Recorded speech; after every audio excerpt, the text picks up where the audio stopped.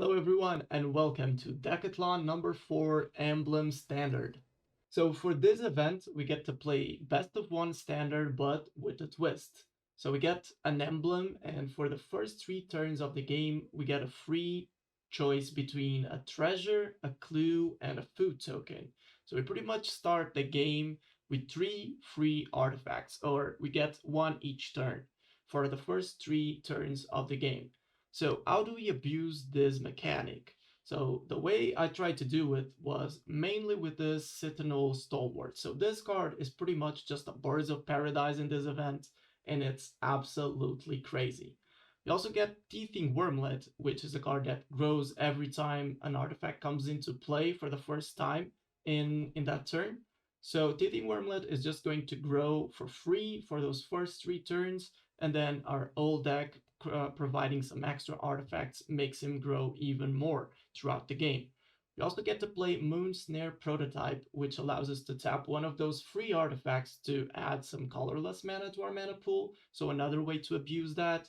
And we get to play Sarinth Steelseeker, which says that whenever an artifact comes into play, we get to look at the top of our card. If it's a land, we can put it into our hand, and if it's not, we can choose to put it in our graveyard or just leave it there if it's a good card.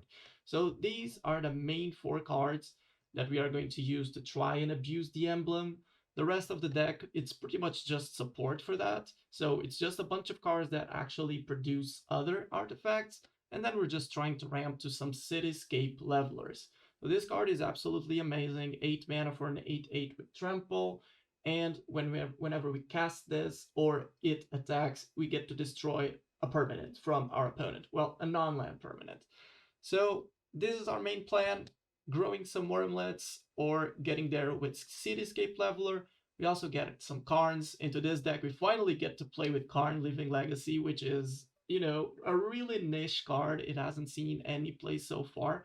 But in this event, we actually get to use it because we're going to have some excessive mana in the late game, so the -1 is good enough, the -7 is game ending, and just, the +1 creating the power stones to eventually get to the Cityscape Leveler are good enough.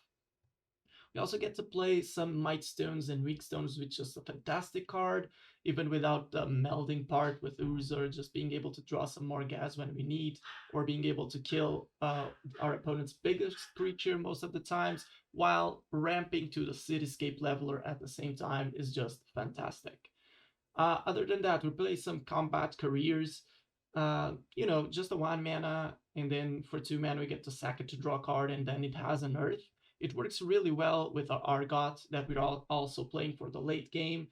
We get to mill some cards and make some tokens, and whenever we mill a Cityscape Leveler or a Combat Courier, that's just like extra value. And then we play these 3 drops just as support creatures. They're 3 mana, 3 powered creatures that create an artifact. Jewel Thief creates a treasure, and Argothian Opportunist creates a power stone. So both of them help us ramp out to Cityscape Leveler, and they also trigger the Wurmlets or whatever we need at that point. So the meta base is pretty simple. We are playing some spicy Hall of Tagsins, but that's it. This just allows us to create some more power stones if we need to. We play the Argoths that were already mentioned for the late game value, milling some cards and creating the tokens. And for the rest of it, it's just some stock blue-green lands. So this is a deck, and I'll see you guys in the matches in a second.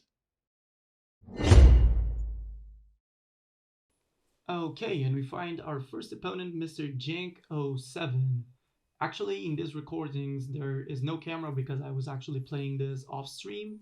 But here we are now, and I'm here to show you guys 2 of the most interesting matches I had during this run. So in this one, we have to decide on turn 1 which 1-drop to play, and we end up just cashing in our treasure and actually playing 2 1-drops to get full value. So we got our Birds of Paradise pretty much on down on the battlefield on turn 1, and we got the Wurmlet that grows every turn as well. So we still have 3 mana on turn 2, and we get to play Jewel Thief. Opponent played a Fable on their turn 2, and now they move on to this card, throwing away a Titan of Industry and a Chaotic Transformation. So now we know what they're on about, and we need to be real careful about these cards in the late game. So hopefully we can close out the game in time before the opponent throws us some huge bombs. or even before we get to play our own, because we also are playing some Cityscape Levelers. So in here we have to play our Argothian Enchantress to make one of our one Power Stone. We don't have any other plays because we missed some lands. We also get to attack them for 6 here. And yeah, we just play our Enchantress.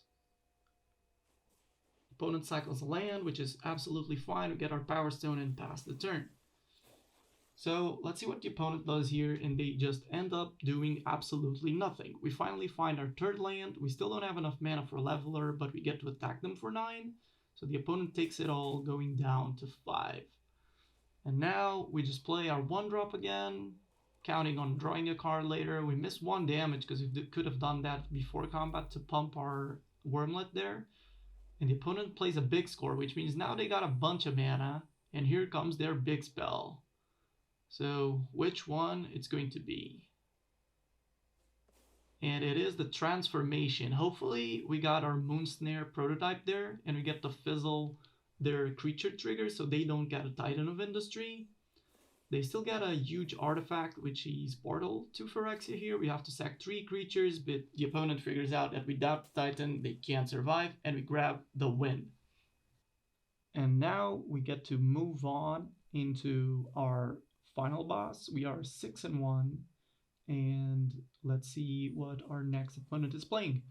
Right now, we're going to look at our opener, and we got a really interesting one because we don't have green mana, but once again, we can abuse the emblem in standard here, and we get to make a treasure to play our Birds of Paradise. So we don't really need green mana because now that creature gives us any color of mana.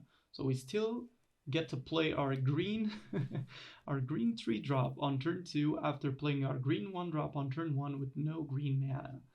So this is the power of the emblem, and the opponent just plays a Plains and now an Otawara, so we're still not sure what they're on about. We get to play our 3rd land and we finally find some green mana, and we get to play our Opportunist and grab a Power Stone. Just develop another Birds of Paradise into the board, and we don't play the Wurmlet because there's no more artifacts coming in for free. So we won't get much value out of that right now. We might as well run to our Leveler. And it seems like our opponent is playing some shell of blue-white control after playing a Depopulate and killing our whole board there. We pick up a really good one and draw 2 cards with Mightstone and Weakstone. And then we get to play our Wurmlet. So now we also get to crack our clue because the Mightstone and Weakstone give us 2 mana, and we have enough mana for Leveler. But right now we don't have anything that we would like to destroy, so I don't think there's any point in playing that right away. Let's just try to pressure them with this Wurmlet. So that's what we do. We grow it a little bit and attack our opponent. We also get to play this Jewel Thief and finally pass the turn. The opponent keeps on mending, see if they find something to actually deal with our board. We really need to be concerned about something like Farewell that the opponent could pull here and just exile our whole board, leaving us with just some lands, but they actually just reanimate their own Leveler. So now we have a pretty good target for our own Leveler, and we're gonna do that right away. We're gonna destroy theirs, put it back into the graveyard, grow our Wurmlets, and attack them once again. So the opponent's already down to 13. Now they go up to 14 thanks to the land there. And they cycle a couple more cards. But actually you have lethal here. We just have to attack with everything. And if the opponent doesn't have anything, it's game over. And we get our emblem or our token here. Let's see if that's the case. Opponent gains some life, but that's not enough. The opponent gains even more life. That's still not enough. And we get the dub. So there we go, guys. In these final matches, we get these dubs super easily, and we finally get our Decathlon number 4 token. So Emblem Standard, done.